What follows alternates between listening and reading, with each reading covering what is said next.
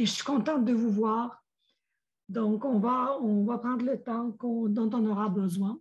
Écoutez, j'ai une seule, c'est vraiment merci beaucoup, José, Richard, d'avoir pris le relais la fois passée parce que c'était vraiment, j'étais prise de court. Merci beaucoup. Vous avez très bien fait ça comme Demet. Je suis contente, c'est correct. Donc, et moi, aujourd'hui, j'ai une seule bonne nouvelle pour tout le monde et vraiment la seule. Il reste 9 jours d'ici la fin de l'année scolaire pour ceux qui finissent le 29. Il en reste 10 pour ceux qui finissent le 30. Les enseignants ont déjà commencé à compter les dodos.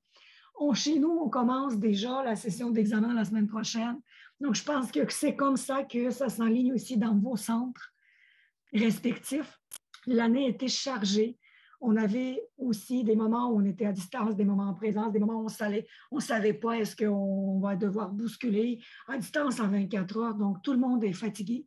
Les enseignants sont fatigués, les CP sont fatigués, les directions sont épuisées et les élèves aussi, là, ils regardent les vacances. Chez nous, en tout cas, tu les vois, elles sont fébriles. Les vacances approchent. Oui, on a un peu le stress des examens, mais c'est vraiment les vacances.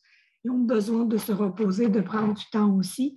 Donc, on va faire ce que je vous propose aujourd'hui, c'est de faire un court bilan sur l'année passée. Parce que oui, on avait des thématiques à chaque rencontre. Donc, on abordait les problématiques, la réalité de la francisation alpha. On parlait des certaines thématiques en francisation. Là, comme je vous ai écrit dans le courriel, c'est vraiment un partage. Est-ce qu'on a fait de nouveaux apprentissages, de nouvelles découvertes? Est-ce que vous avez réalisé de nouveaux projets qui pourraient être intéressants et que les gens, l'année prochaine, pourraient mettre en place dans leur CSS? Est-ce qu'il y a des bons coups aussi? Parce que parfois, on est tellement préoccupé par la routine et par les urgences qu'on oublie que oui, il y en avait de belles réalisations dans nos centres. Il y avait de belles réalisations de la part des élèves, de la part des enseignants. Donc, toute autre chose que vous aimeriez partager avec le groupe. C'est ça que je vous propose pour aujourd'hui comme première partie. Et deuxième, on va essayer de voir c'est quoi nos besoins avant de vous envoyer le sondage. Est-ce que ce plan de match vous convient? Oui. Donc, écoutez, je peux juste vous dire qu'on a été en train de, je vais commencer par moi, on était en train de réaliser un projet avec le secteur des jeunes, avec les classes d'accueil. C'est vraiment les derniers préparatifs. On va les dévoiler aujourd'hui. Je ne sais pas comment ça va se présenter, donc je vais le garder. Je vais vous le présenter en début de l'année scolaire parce qu'on aura déjà... Bien, les élèves ont beaucoup travaillé, ont fait des livres numériques. Donc, on va voir qu'est-ce que ça donne, mais je vous présente ça à la prochaine rencontre, à la première. Vraiment, ce projet-là, comment on s'est prise, parce qu'il y a encore beaucoup de choses à attacher. Le dévoilement est aujourd'hui à 5 heures. Donc, voilà. C'est vraiment le projet qui avait été organisé avec les élèves. Est-ce que vous avez eu des projets de votre côté? Est-ce que vous avez eu des découvertes? Allez-y. Est-ce que ça s'est fait quelque chose chez vous, Karina, où vous êtes, c'est toujours la routine, en effet, de la même façon? Il n'y avait aucun projet qui avait été organisé? Il y avait rien? Ben, écoute, oui, justement, avec la chef d'équipe, nous avons travaillé sur le bilan de fin d'année. C'est sûr qu'on on a préparé plein d'activités, pas nécessairement un projet en particulier. Le gros projet, c'était de mettre en place vraiment et d'avoir toutes les versions, des versions ABC pour nos examens, la version A ministérielle et les autres versions BC qui n'étaient pas toujours, l'enseignant devait aller choisir une version pour donner aux élèves. Donc là, maintenant, tout est bien classé. Ça, c'était un gros projet. Ensuite, on avait les plans pour nos groupes fermés, parce que pour nous, c'est la deuxième année avec des groupes fermés. On avait toujours des entrées continues aux 2 semaines. Donc là, ça se passe bien. Les élèves intègrent les groupes au début de la session et en cours de route, un petit peu en révision, en tout cas. Oui, on a eu pas mal de choses. On a comme ici 4 pages un peu d'activités de projet. On commence à être une grosse équipe Et ce qui est vraiment spécial dans notre centre cette année, le nombre d'élèves de soir a dépassé le nombre d'élèves de jour. Là, c'est vraiment spécial. On n'a jamais eu ça. 11 groupes de soir comparé à ceux de jour. Donc, voilà, c'était un peu ça, mais on a fait des pré-tests, toutes sortes de choses. Là, vraiment, on a accompagné énormément d'enseignants, de nouveaux enseignants. Cette année, la liste est vide. On n'a plus d'enseignants. Et l'été arrive et on a beaucoup d'élèves inscrits pour nos cours d'été cette année. Oui. Je pense que c'est un beau problème. Oui, oui, c'est un beau problème, effectivement. Oui, ben, quand le ministère nous envoie des élèves, on se ramasse avec 150 élèves, pas d'enseignants, tout le monde veut prendre congé, vacances, donc c'est pas mal ça. Oui, en gros. Et je trouve que même si on dit, c'est pour ça, le temps de voir, oui, on a parcouru, on a fait des choses, même si on était toujours en train de régler les urgences, d'être en classe avec les élèves, mais on a fait des choses et c'est comme ça, le chantier des examens, pour vous, il est bien, il est ficelé. Donc, il y a d'autres choses aussi.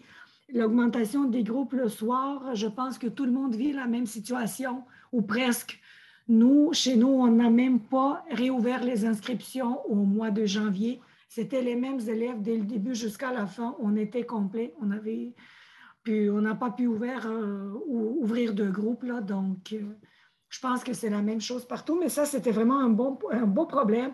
Et j'espère qu'à l'automne, bien avec plus d'ouverture des frontières, mais il y aura beaucoup plus d'élèves aussi dans les classes le jour. Ça serait aussi important pour les enseignants et pour les élèves qui sont le jour. Oui, Christine, tu voulais partager quelque chose?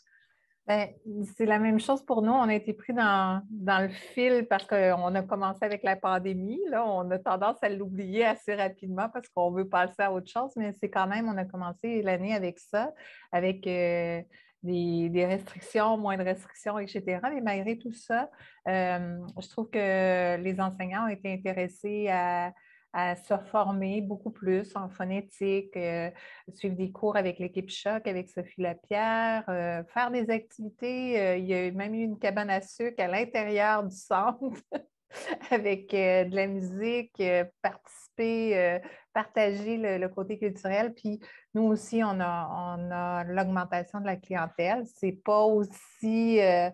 c'est sûr, c'est à la grandeur de Trois-Rivières. Pour nous, l'augmentation de la clientèle, il y a quand même eu un nouveau groupe en cours d'année. Puis il a fallu trouver aussi une enseignante qu'on a été recherchée à la retraite parce que les listes sont vides aussi. Donc, oui, l'augmentation de la clientèle définitivement en francisation. Merci. Merci. Merci, Christine. Marie-Catherine, oui, bonjour. Ça va bien? Oui, ça va. Merci. Comme Karina, je suis à Québec. Nous, on est dans Limoilou. On est l'autre gros centre de francisation à Québec. Donc, nous aussi, les groupes de soir ont explosé tellement que là, la direction a décidé d'ouvrir un poste de CP de soir. Donc, parce que là, on gérait comme 2 écoles. Ça devenait vraiment très exigeant pour moi. Donc là, ça me fait souffler un peu. Puis, c'est ça, on a vraiment beaucoup de clientèle très différente. Donc, nos travailleurs, c'est eux, on les accueille aussi de temps partiel de jour. On a ouvert des cours de soir. Puis, notre énergie a été beaucoup mise cette année à bien accueillir nos jeunes, puis à bien s'occuper de notre clientèle de jeunes. On en accueille beaucoup des 16, 17, 25. Donc, on a tellement des gros ratios de jeunes qu'on est capable de faire des groupes juste de jeunes. Donc, ça, c'est bon pour le recrutement parce qu'ils n'ont plus peur d'être avec papa, maman, mon oncle. Donc, c'est bien. Quand ils viennent nous visiter, on leur dit, c'est bon, tu vas être avec des jeunes. Puis, donc, le matin, on les regroupe par compétences langagières. L'après-midi, ils ont 2 après-midi de mathématisation, puis ils ont 2 autres après-midi d'un programme qu'on a inventé, là, Francisaction. Puis là, on a un organisme communautaire, Motivation Jeunesse, qui est impliqué dans les groupes sport, art, culture. On les fait sortir bénévolat. Donc, on essaie de leur faire vivre un petit peu la continuité du secondaire où ils sont très stimulés par toutes sortes de matières. Donc, ça nous occupe beaucoup. Là, c'est très vivant. Entre autres. Il y a plein d'autres projets, mais ce serait très long. On ne chôme pas. Non. Merci Marie-Catherine. Si je comprends bien, c'est les jeunes des classes d'accueil qui doivent intégrer la FGA et qui passent par... Oui, entre autres, mais il y en a aussi qui sont avec nous depuis 2-3 ans, on mélange tout ça. ensemble. Ça se passe assez bien. Puis nous, on a un programme aussi qui ressemble à Français de transition, que nous, on a appelé Mise à niveau. Puis dans le fond, c'est majoritairement des jeunes dans ces groupes-là là, qui se retrouvent dans Francisation l'après-midi, tout ça. Donc, beaucoup de lecture, écriture le matin. Puis l'après-midi, on travaille autre chose. Merci beaucoup. Mais c'est une réussite aussi, c'est aussi un beau projet qui fait, premièrement, qui donne de la vie au centre. Les gens se sentent bien encadrés. Ils voient que, tu sais, ils sont entre les jeunes, mais pas, ils ont quand même les élèves de leur âge autour et les activités qui sont propres pour leur âge aussi. C'est aussi important et intéressant. Josée? Oui, bonjour tout le monde. C'est certain que je pense que ici au CSSDM, on a le même problème qu'un peu partout, c'est que les groupes de soir, écoute, nous ici au Centre Yves-Thériault, là, on est rendu presque égal jour et soir. Donc, c'est beaucoup de groupes, beaucoup d'inscriptions pour l'été aussi. On se croise les doigts parce qu'il nous manque des profs déjà pour commencer l'été, mais on va continuer à faire le recrutement. Il y a sûrement des enseignants là, qui sont prêts, des permanents là, qui nous ont signifié qu'ils étaient prêts à enseigner un petit peu cet été. Donc, on va essayer de mélanger tout ça. Côté projet, c'est certain qu'avec Sophie Lapierre et Charles Durocher, j'ai travaillé sur les examens de francisation alpha. Donc, essayer de mettre à jour un peu les examens, s'assurer que tout était en concordance avec le programme guide. Ça a été un bon projet. Vous avez sûrement vu, là, Charles a mis sur les différents réseaux sociaux que le niveau 3 sur Pédagofa était prêt. Ça, c'est une autre belle réalisation de l'équipe de Charles. C'est génial parce que nos enseignants en francisation alpha sont tellement dépourvus. Donc, ça va leur donner au moins quelque chose pour les soutenir dans leur enseignement. Je pense que ça va être... je pense que tout le monde est content de ce beau projet-là. Ici, au Centre Yves-Thériault, ce qu'on a travaillé beaucoup cette année, c'est j'essayais de ramener les enseignants sur les différentes stratégies d'enseignement qu'ils utilisent en lien avec la production de l'oral.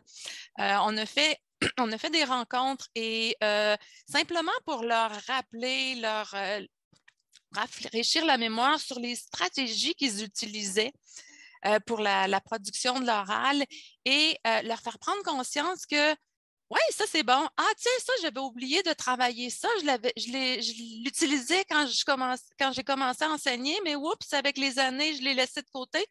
Mais oups, on revient sur ces stratégies-là. Donc, pendant la session février-avril, on a justement consigné toutes les stratégies que les enseignants utilisaient.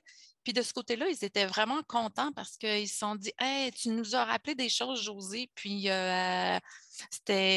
ont bien apprécié là, ce projet-là. Puis c'est certain qu'il y a beaucoup de choses qui se passent dans les différents centres là, du CSSDM. Donc, c'est le fun de voir toute l'énergie que les enseignants mettent justement à développer de nouveaux projets. Merci, mais c'est ça, ce qu'on voit, parce que là, on pensait, on est seul, mais là, ce qu'on voit, il y a beaucoup de choses qui se passent à travers la province. Tout le monde, les enseignants, oui, ils ont commencé, ils demandent de formation, ils veulent se former parfois. C'est très répandu des formations à la carte, comme le bottom que vous aviez, mais c'est ça, l'enseignant choisit et ils sont là pour des formations, ils posent des questions, ils veulent apprendre de nouvelles choses et se rappeler aussi des choses qu'on utilisait avant, mais avec le temps, on les a délaissées parce qu'il y a toujours des nouveautés qui arrivent, on essaie quelque chose, on oublie. Il y a tout ça. Et là, je pense que tu vas comprendre ma prochaine question. Tu as parlé des examens de francisation alpha. Donc, il y a beaucoup de personnes qui posent des questions parce qu'il y a beaucoup de centres qui utilisent le guide de la CSDM, le programme guide. Est-ce qu'à un moment, pensez-vous qu'à l'automne, quelque part, ça pourrait être partagé avec le réseau? On se croise les doigts. Oui, on veut justement s'assurer que tout est conforme, qu'il n'y a pas trop de coquilles. Donc, on travaille fort, Sophie et moi. Il y a Charles qui nous aide aussi avec différentes choses. Donc, on espère le plus tôt possible. On ne veut pas faire de promesses pour ne pas décevoir personne, mais le plus tôt possible, oui, ça pourrait être bien. Mais ce serait vraiment intéressant vois-tu, pour les gens qui me vont écouter en différé, c'est vraiment intéressant parce qu'ils posent toujours des questions, ils utilisent le guide, ils ne savent pas, ils essaient de prendre des examens d'autres CSS, mais qui a ça, le programme local, ça ne fit pas avec le programme guide. Donc, ça serait vraiment bien de les avoir. Écoutez, merci pour ce gros travail. On va en bénéficier tout le monde, je pense. Oui. L'année prochaine. Sophie? Ben oui, je saisis la balle au bon pour parler de ça, justement, des examens de francisation alpha. Il y a un travail très, très, très minutieux qui est entamé parce qu'il y a beaucoup de questions qu'on se pose au regard de la francisation alpha. Des fois, on se demande tout le temps, et puis ça nous est apporté par des enseignants là, très soucieux aussi de bien faire les choses, mais comment ça se fait qu'on fait lire les élèves pour des questions à l'oral? Pourquoi il y a toutes sortes de questionnements qui se posent à cet effet-là. Puis, bon, bref, la révision, validation a été entamée, mais il y a encore pas mal de travail à faire. Mais sachez qu'on est toujours dans cet esprit-là. À partir du moment où on est sûr que c'est correct, que ça tient la route, que c'est solide, mais là, c'est certain que c'est le moment de partager avec tout le monde. Donc, ça, c'est pour la francisation alpha. Je voulais ajouter une petite note là-dessus. Puis, je veux dire, Charles, il veille au grain également beaucoup pour la francisation alpha. J'espère que tu vas en parler tantôt, Charles, concernant la plateforme Pédagofa, puis ce qui s'en vient. Moi, de mon côté, excusez ma voix, j'ai un reste ou un début de quelque chose, je ne sais pas. En demeure pas moins que vous connaissez l'existence d'À qui veut l'entendre, le matériel audio, hein, À qui veut l'entendre. Donc, on a pas mal été stoppé dans notre élan d'enregistrement en raison de la pandémie. Hein. On avait le studio où on pouvait enregistrer des documents, puis ça a été stoppé à cause de la pandémie. On ne pouvait plus procéder à des enregistrements, mais on pouvait quand même continuer la validation. Ce qui est sur Pédagofa à l'heure actuelle, Charles pourra en parler aussi, c'est les niveaux 4 à 7 et il pourra parler lui-même de la suite pour... À qui veut l'entendre. C'est pas Pédagofa. J'ai dit Pédagofa, merci de me corriger. À qui veut l'entendre, excuse-moi. À qui veut l'entendre, c'est les niveaux 4 à 7 qui sont disponibles. Je vais te laisser parler de la suite de ça, Charles. Mais sachez que ce qui est disponible sur À qui veut l'entendre actuellement, ce sont les intentions de CO uniquement. Et il y a des intentions de COPO aussi, qui ne sont pas présentes sur À qui veut l'entendre, mais avec une équipe, on a validé ça cette année. Donc, c'est du matériel qui a été créé précédemment, les années précédentes. Et là, cette année, avec une équipe, on est 4. On valide ce matériel-là et l'année prochaine, on l'espère, ça va passer entre les mains bien minutieuses de Charles pour passer à l'enregistrement au studio. On espère aussi, parce que quand on regarde les intentions, hein, il y a des intentions de CO, il y a des intentions de COPO. On ne s'est pas occupé juste de la partie CO des intentions de COPO. On a vraiment voulu être conforme au programme d'études. Donc là, la deuxième étape, ça va être s'occuper des intentions de COPO qui sont validées. Il faut procéder à l'enregistrement, montage, puis je pense que ça va être une des options l'année prochaine. Puis ce qui est aussi en cours, certains d'entre vous le savez parce qu'on s'en est parlé, mais on pourra en parler davantage en temps et lieu, mais notre programme français de transition a subi une grande révision. Il a été vraiment repensé, recorrigé. Il y avait des éléments qui étaient pas développé encore. Donc, il y a toute une équipe qui s'occupe de ce programme-là et de faire évidemment du matériel didactique en conformité à ce programme d'études. Donc, c'est un autre gros chantier qu'on a en même temps. Puis, évidemment, on espère pouvoir en faire profiter le plus grand nombre. Mais c'est long, ces chantiers de construction. On doit chercher des ressources, on doit chercher du monde, mais ça va très bien, puis on est très contents. Donc, ça, c'est globalement ce que je voulais dire. Puis, je cède la parole à Charles pour compléter, pour À qui veut l'entendre et la suite. Oui, bonjour tout le monde. Moi, j'ai levé ma main comme on est à Montréal, on peut faire le tour de l'île avant de passer le micro aux autres.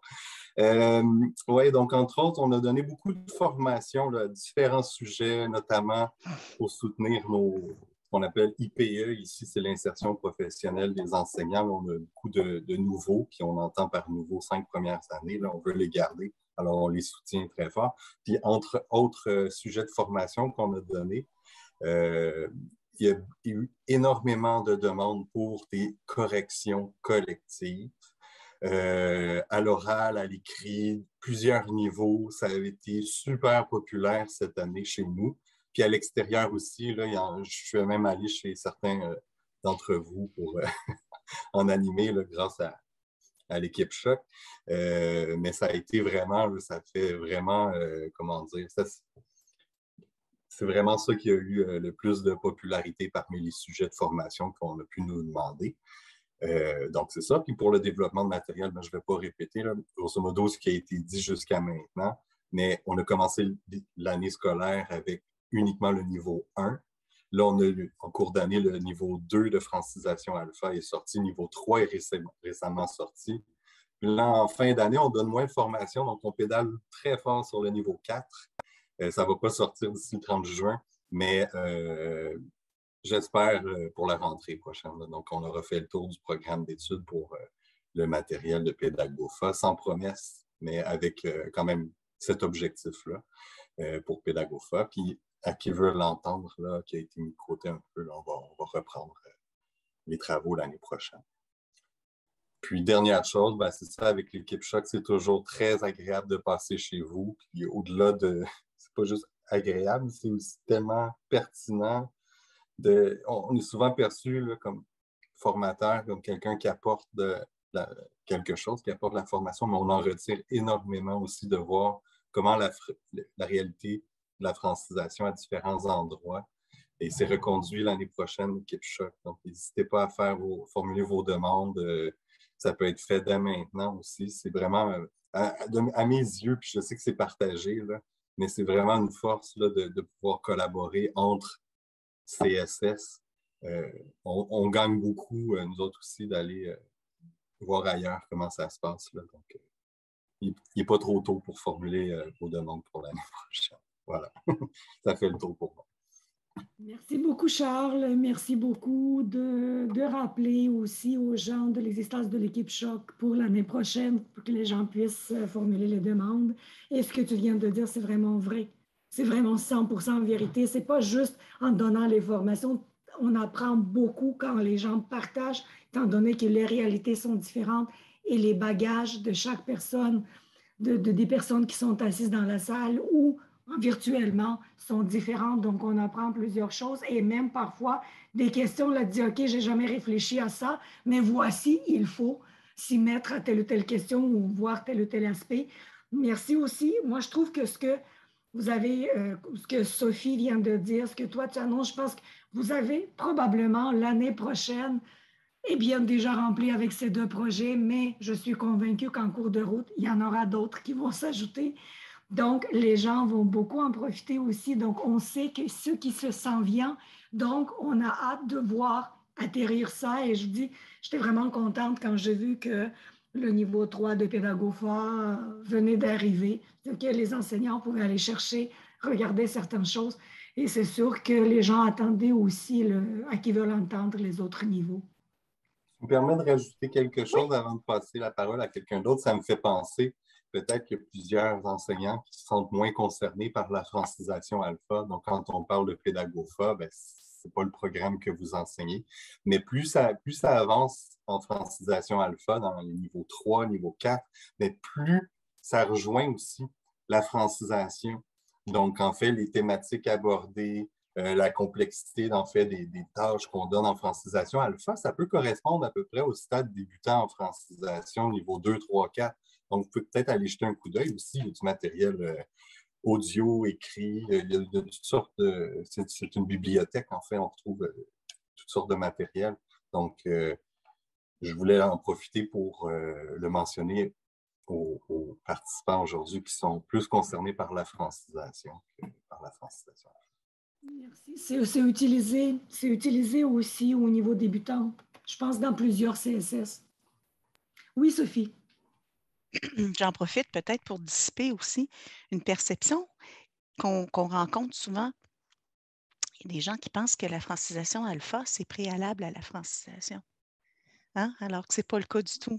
Alors, juste ajoute ce petit détail-là, parce que ça rend le propos de Charles très, très clair. Oui, c'est pertinent justement, parce que si on regarde le programme Francisation Alpha, le programme guide Francisation Alpha, quelqu'un qui termine le niveau 4 de Francisation Alpha, il y a un oral normalement équivalent au niveau 4-5 aussi, ça se peut.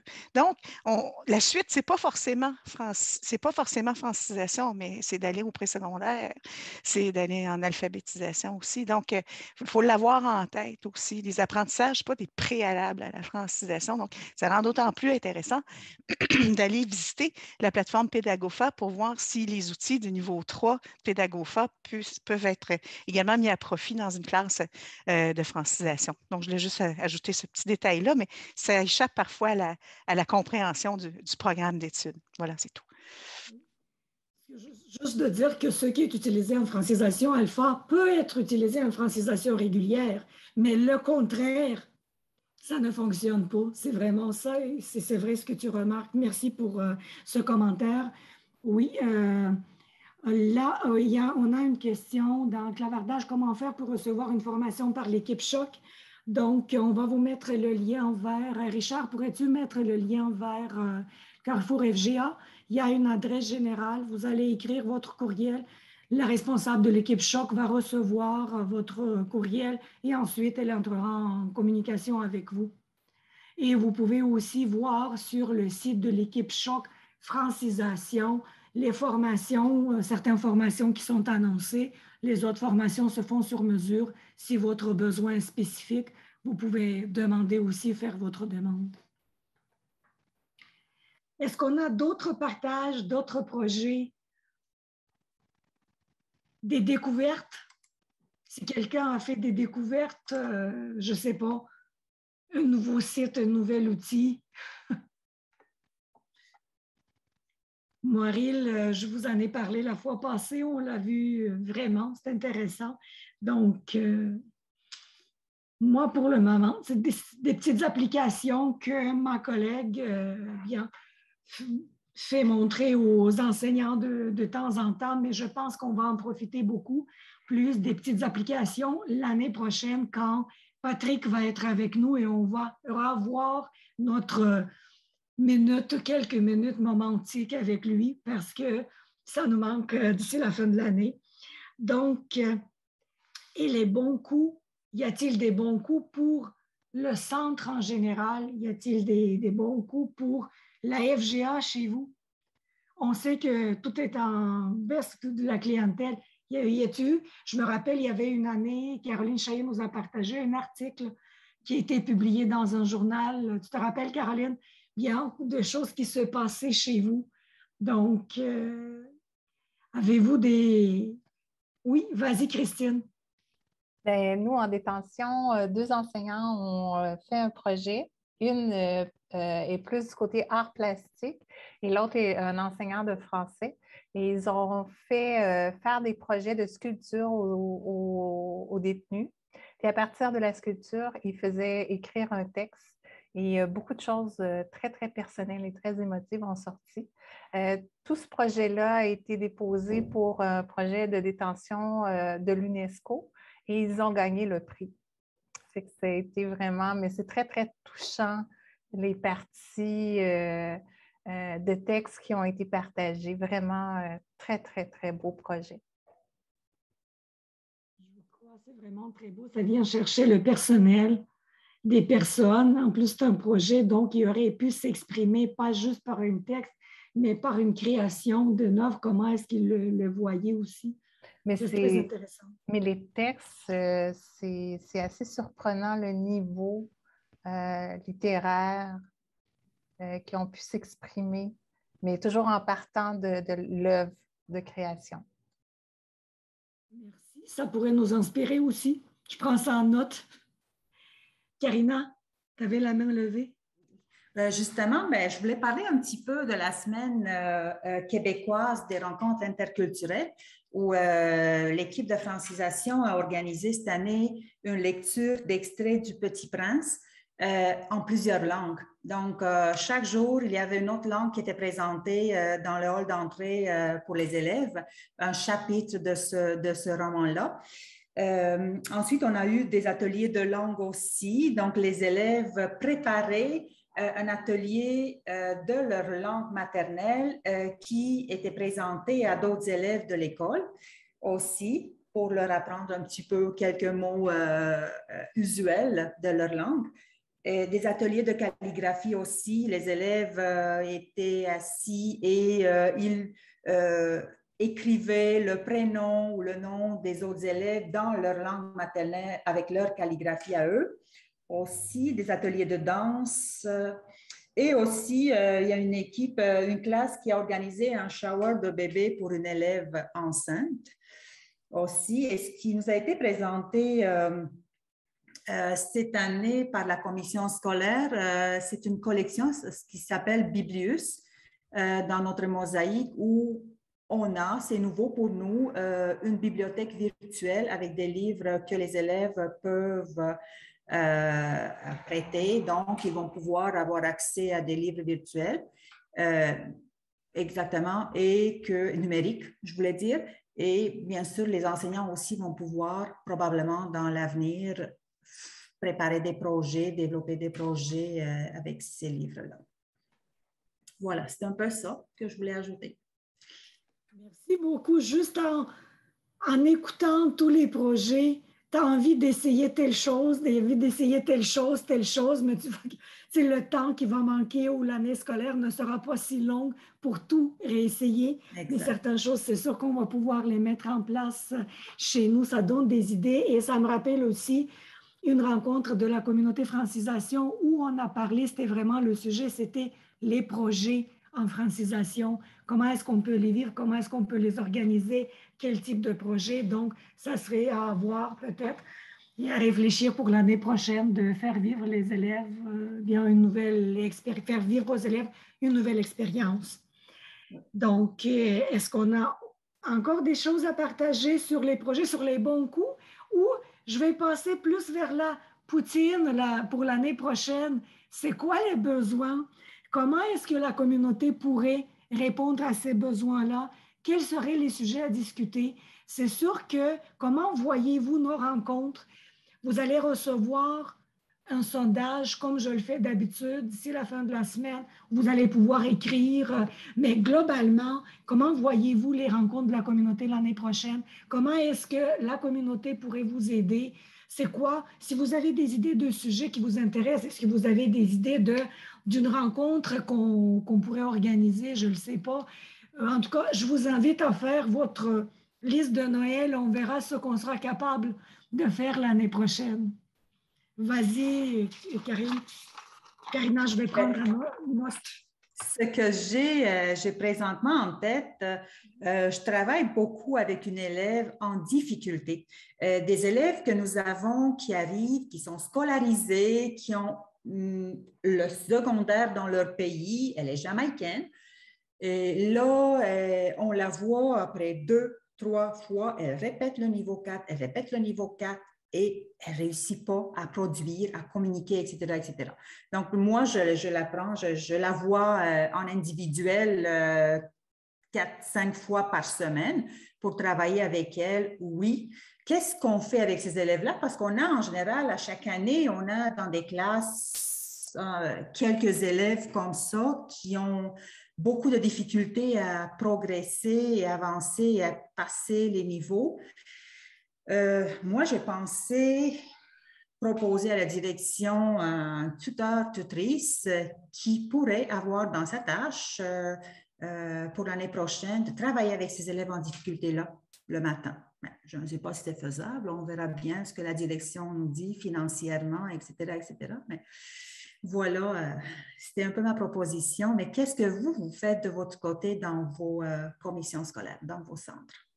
Ça pourrait être vraiment un bon sujet à aborder L'année prochaine, c'est sûr et certain, on a de plus en plus d'élèves en difficulté. Dernièrement, surtout, certains CSS ont déjà reçu des Ukrainiens. On va encore les recevoir. Ces gens-là peuvent vivre aussi ces difficultés-là dues à la guerre. Oui, ça, José, vas-y. Je pense que tu étais la première. Oui.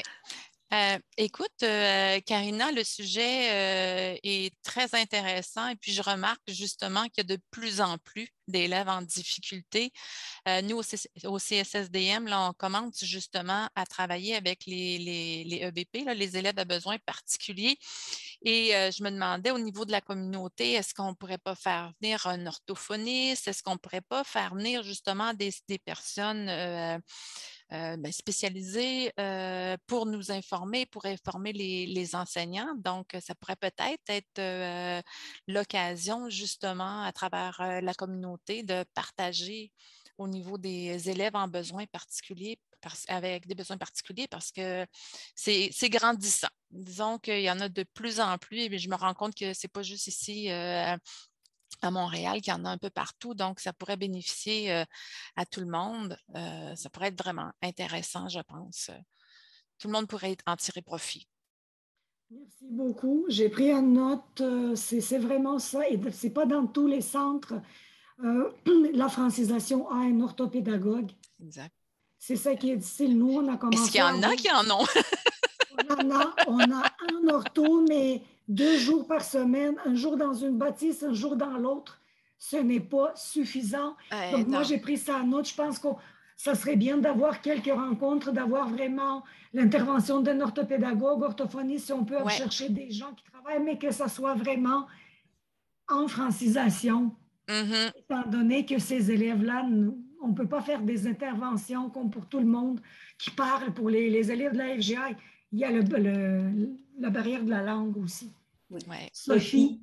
Et qui connaissent la francisation, c'est ça, parce que nous aussi, oui, nous avons un orthopédagogue qui va travailler avec moi l'automne prochain, mais là, jusque-là, vraiment, c'est pas évident. C'est pas évident de trouver la bonne personne. Merci, je m'excuse.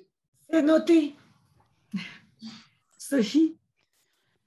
Oui, le sujet est super intéressant. Puis je pense qu'il y aurait une belle occasion aussi de réfléchir à cette, comment dire, le parallèle qui existe dans plusieurs centres en termes d'identification des difficultés des élèves. Je m'explique. On peut avoir des élèves qui ont besoin d'un soutien particulier. On les appelle les élèves à besoins particuliers. José en a parlé tantôt. Puis ce sont des élèves qui, justement, manifestent des difficultés d'apprentissage, voire des troubles d'apprentissage, où un orthopédagogue est requis, ou éventuellement un orthophoniste ou une orthophoniste aussi quand on parle de troubles de la parole.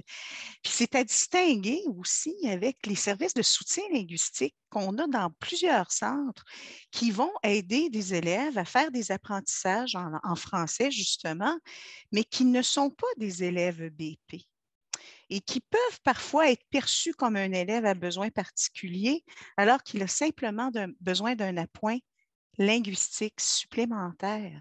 Donc, peut-être que ce serait intéressant de discuter en termes de distinction. Qui a besoin de soutien linguistique? Qui a besoin d'un orthopédagogue? Qui a besoin d'une intervention? Ou est-ce que ça se fait est-ce qu'on fait bien la distinction entre les deux? Parce que c'est dommage de croire qu'un élève qui est en apprentissage de la langue, de le taxer de quelqu'un qui a un trouble de l'apprentissage alors qu'il est simplement en train d'apprendre la langue. Donc, il y a d'autres manifestations observables. Puis je pense que ça serait intéressant. C'est un sujet tellement intéressant, ça vaudrait la peine de s'y pencher l'année prochaine parce que le nombre, effectivement, comme disait José et Karina, c'est clair, ça augmente. C'est évident. Puis il y a toute la dimension de différenciation pédagogique. Ça, je ne peux pas en parler aussi bien que Charles, mais il y a cet aspect-là aussi qui est à prendre en considération. C'était mon petit grain de sel que je voulais ajouter à ce propos-là. Merci beaucoup, Sophie. Merci. Caroline? Allô! D'abord, allô tout le monde, je suis de retour d'un congé de maladie. C'est ma première journée aujourd'hui, alors je n'ai pas grand-chose à partager. Cela dit, j'ai eu vent avant de vraiment être malade d'un atelier sur les fonctions exécutives. Je me demandais si ce n'était pas quelque chose qu'on pourrait cibler comme pertinent là, avec cette clientèle-là. Comme le dit Sophie, d'abord, oui, définitivement, elle a identifié le besoin, hein, de travailler à bien identifier le besoin, mais je remarquais dans les dernières années que selon la culture, selon la scolarisation de l'individu, tu sais, on parlait d'une dame jamaïcaine qui avait fini son secondaire, mais dans un environnement particulier. Nous, on a des gens qui venaient de République dominicaine qui se disaient très scolarisés. On se rendait compte qu'il y avait quelque chose de commun chez ces gens-là. Je ne sais pas si c'est la façon dont on enseigne, si c'est une génétique, les fruits, mais il y avait quelque chose qui revenait d'un individu à l'autre qui était originaire de ce pays-là. Alors, je me demandais, est-ce qu'on ne devrait pas déjà, avant de partir en recherche d'intervenants, avoir une petite analyse au niveau des fonctions exécutives? Où est-ce que l'élève est situé? Est-ce qu'il s'organise? Est-ce qu'il est capable de s'autoréguler? Est-ce qu'il est capable de comprendre qu'il comprend? Hein? C'est toutes des petites stratégies qu'on doit d'abord évaluer comme prof, et j'aimerais ça que nos profs, que je et que mon équipe soient outillés à faire cette analyse-là avec un tableau peut-être. Puis déjà, moi, dans les dernières années, j'ai beaucoup travaillé à harmoniser nos pratiques, à harmoniser notre matériel, à avoir une grille d'autocorrection harmonisée par niveau, parce que ces outils-là, moi, en tout cas, me permettaient de voir mon élève, il est impulsif, il ne s'autorégule pas, mon élève, il manque de méthode, puis je le ramenais, mon élève, la grille d'autocorrection devenait mon outil pour ramener l'élève, dire, bien, regarde, il faut travailler nos stratégies. On doit travailler nos stratégies. Donc, pour la PE, j'ai utilisé ces stratégies-là, ces méthodes-là pour accompagner certains élèves qu'on disait en difficulté. Hein, en étude de cas, je ne sais plus quoi faire avec. Je dis, ben, je ne me sens pas meilleure que toi, mais je pense que si on se communique nos trucs qui fonctionnent, on pourrait faire des petits pas qui vont faire que peut-être ce ne sera jamais Top Gun en PE, notre élève, là. On ne le changera pas. Mais dans sa culture, il n'a pas eu l'occasion de le faire. Son père payait les profs pour qu'ils réussissent l'examen. Alors, il n'a jamais pu, lui, apprendre à le faire. Il n'a jamais eu la motivation de le faire. Donc, il faut l'accompagner puis l'amener à réussir. Ouvrir la porte au niveau suivant. Ouvrir la porte à une formation collégiale. Hein, ouvrir la porte à la suite. Donc, je trouve que les fonctions exécutives, c'est un sujet, en tout cas moi, qui m'interpelle beaucoup pour avoir un fils qui a un trouble d'apprentissage. J'ai travaillé avec ça, puis ça apporte ses fruits. Il est à l'Inter, mon coco, en secondaire 3, puis il va faire ses maths SN l'année prochaine. Alors oui, ça marche, les fonctions exécutives. Je trouve que c'est une belle façon de travailler avec des élèves en difficulté. Ça avec, probablement avec un orthopédagogue, Sophie, si tu veux aussi. Je sais que c'était une de tes formations que tu faisais avant, peut-être voir comment est-ce qu'on pourrait s'organiser pour... est-ce que c'est pendant une communauté? Est-ce que c'est pendant un webinaire? Donc, on va essayer de réfléchir et se pencher l'année prochaine. J'ai pris tout ça en note. Et Richard nous a aussi mis dans le clavardage. Il y avait un webinaire sur les fonctions exécutives cette année. Et vous pouvez aller le voir. C'est intéressant. Je pense que c'est Martin et Karine Jacques là, qui l'ont fait. Ça va être beaucoup avec je pense que c'est beaucoup pour les élèves FGA, étant donné que j'ai suivi cette formation-là, mais peut-être qu'il y a des choses très intéressantes qu'on pourrait transposer en francisation. Et la francisation, Joliette vient de poser la question, est-ce que votre orthopédagogue intervient auprès des élèves ou des enseignants? Chez nous, il présente une journée par semaine pour nous conseiller. La direction lui interdit d'intervenir auprès des élèves. Chez nous, présentement, chez nous, l'orthopédagogue, elle a des rencontres individuelles et des rencontres des sous-groupes avec les élèves. Oui, elle envoie toujours un suivi à l'enseignant, et si les enseignants, elle rencontre les enseignants au besoin pour qu'ils puissent continuer ce qu'elle met en place avec les élèves, mais c'est pour les élèves qu'elle est là. Mais c'est sûr que cette année, on s'est parlé et essaie de voir si c'est possible d'avoir plus de temps. 2 jours, ce n'est pas suffisant, surtout qu'elle doit donner un coup de main à la francisation alpha et un coup de main à la francisation régulière. Donc, est-ce qu'on va avoir une augmentation? On ne le sait pas. Oui, Marie-Catherine? Je voulais juste partager rapidement notre expérience parce que cette année, pour la première fois en francisation, on a eu une orthopédagogue 3 jours semaine qu'on a attitré à nos groupes de jeunes mis à niveau, justement parce que c'est eux qui ont plus de chance, dans le fond, d'aller au secondaire. Ou, puis dans le fond, comment elle fonctionnait, c'est qu'elle allait en début de session, elle faisait des dépistages de masques, elle appelle des dépistages en lecture à tout le groupe. Puis elle ciblait les difficultés qu'il y avait le plus dans le groupe, puis elle donnait 2 heures d'enseignement de stratégie d'apprentissage, de lecture dans le groupe au complet. Et parallèlement à ça, elle s'est fait des sous-groupes de besoins avec les élèves qui avaient des particularités, là, des difficultés.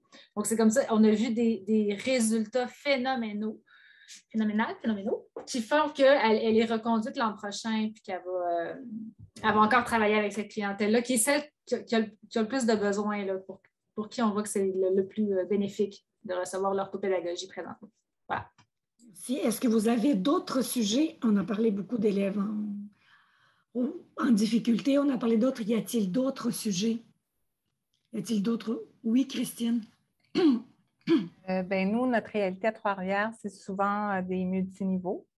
J'ai souvent conseillé travailler par atelier. C'est pas toujours bien compris. Tu sais, j'ai déjà vu, je pense qu'en anglais, du côté anglophone, il y avait eu une présentation pour les adultes, travailler par atelier, mais je me demandais si on ne pouvait pas avoir un partage d'expériences de d'autres centres, parce que moi, je me trouve à être pas spécialisée en francisation. Oui, je l'ai fait alors que j'enseignais du multiniveau, mais c'est toujours bien vu quand c'est une personne qui est francisation, qui a fait l'expérimentation, de partager cette expérience-là. Comment s'y prend pour travailler par atelier avec du multiniveau? Donc, ça reste notre petite bébête noire pour Trois-Rivières, pour les petits centres. Ouais. Merci. Donc, le sujet de multiniveau est remis à chaque année. On l'aborde à chaque année et à chaque année, on parle, on en discute. Je t'invite, si tu veux, je me rappelle, on a fait plusieurs rencontres durant la communauté où on en a discuté de multiniveaux. Tu pourrais aller voir, juste les visionner pour voir ce que tu peux appliquer. Aussi, dans le centre, il y a aussi un dossier sur multiniveau, partage de ressources multiniveau dans la bibliothèque.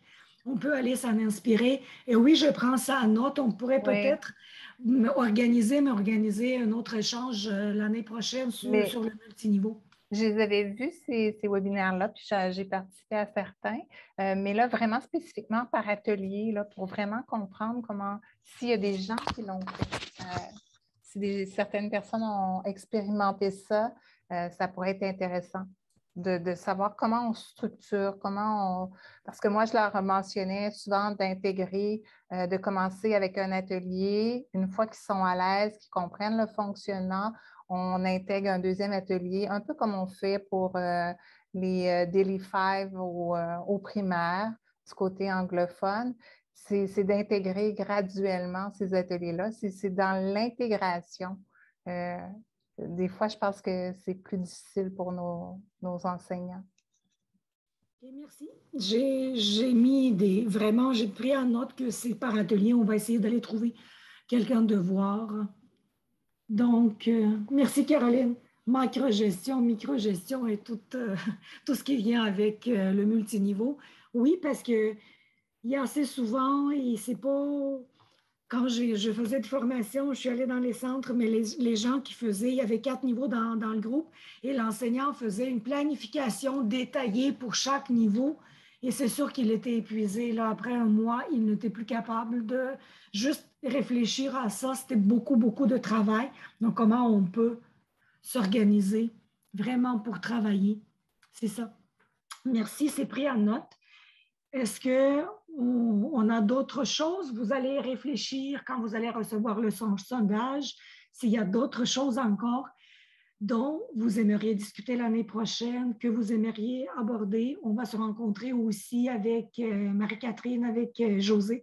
On va voir la suite pour la francisation alpha. Aussi, comment on va vous sortir l'horaire préparer un horaire de la communauté pour l'année prochaine, donc que vous allez avoir à votre retour de vacances. Voilà. Richard, as-tu à partager quelque chose avec nous? Tu étais avec nous toute l'année.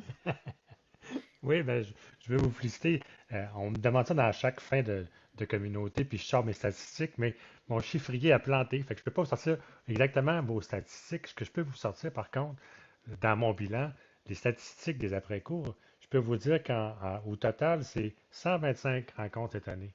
Il y a eu 3200 participants en synchrone qui étaient là à chaque rencontre, pour toutes les rencontres. Il y a eu 6000 visionnements par YouTube, donc ça fait 9000 participants.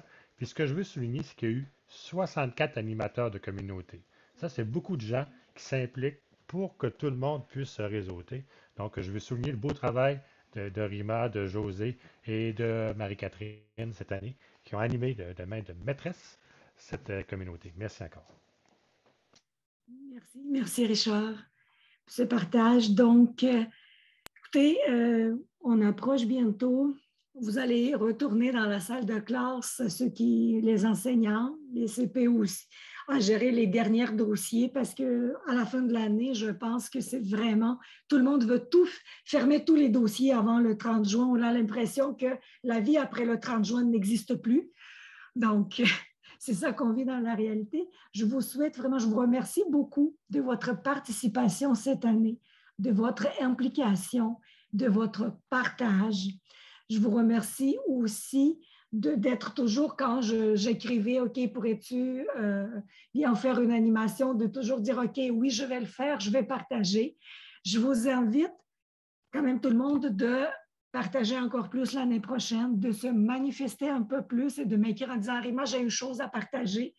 La communauté est créée pour ça. On veut que ça devienne un lieu d'échange. Oui, on va avoir des thématiques. Oui, on va chercher un conférencier pour un certain laps de temps ou pour commencer, mais le gros, ça doit devenir une communauté d'échange et c'est notre communauté. Donc, comment on l'organise? J'aimerais vous inviter à contribuer tout le monde à l'organisation de la communauté, à l'organisation de nos rencontres. L'année prochaine, à la première rencontre, on va vous présenter comment est-ce qu'on propose de fonctionner. Donc, j'espère que vous allez être au rendez-vous. Je vous souhaite de très belles vacances. Ceux qui partent en vacances le 29, le 30, les CP qui partent au mois de juillet aussi, je vous souhaite de très belles vacances. Profitez-en. Je pense que nous tous, on a mérité les vacances cette année et je pense que ça va être vraiment bénéfique de faire une pause,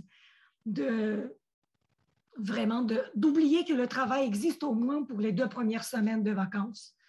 Après ça, le hamster va commencer à tourner, mais les 2 premières semaines, on se fait de vraies vacances. Donc, profitez-en, prenez du temps pour prendre du temps, gâtez-vous, passez du temps avec vos proches, avec les gens que vous aimez, avec les amis. Si vous avez la possibilité de voyager, voyagez. Donc, et on va se revoir au mois de septembre-octobre 2022 et on commencera l'année scolaire 2022-2023. J'espère tout le monde ensemble. Merci beaucoup. Je vois les messages. Merci beaucoup à tous. Bonnes vacances.